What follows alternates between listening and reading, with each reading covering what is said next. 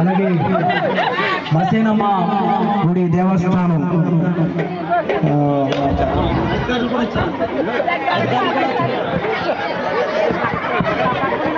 మన మధ్యలోనికి చంద్రబాబు నాయుడు గారు రావడం చాలా ఆనందదాయకం.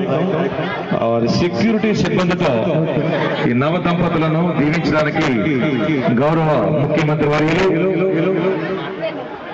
వారు కొన్ని శుభాకాంక్షలు తెలియజేస్తారు. అందరికీ నమస్కారం. అన్ని విషయాల్లో బలమైనది, చాలా సంతోషంగా ఉంది. తమ్ముళ్ళు మేము ముచ్చటేస్తుంది. నేను చెప్తా, దళితులందరికీ ఎస్సీ హోదా కల్పిస్తాం. అదే మాదిరిగా మేము వస్తే ఎస్సీలకు ప్రాణాలు ఆ రోజు మహాలయోగిని మేము కనపరిచాం.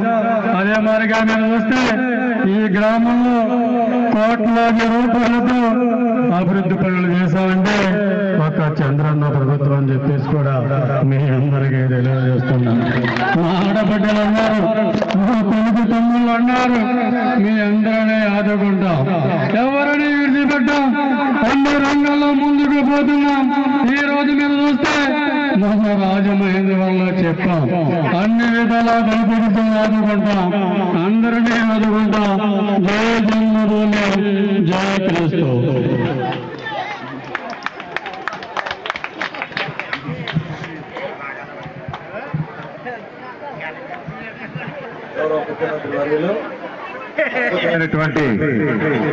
సందేశాన్ని వారు ఇచ్చారు.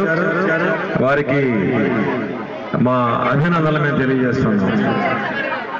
వారి సెక్యూరిటీ సిబ్బంది చాలా బందోబస్తు, చాలా టైట్ బందోబస్తులో ఉంది. బందోబస్తు లేకపోతే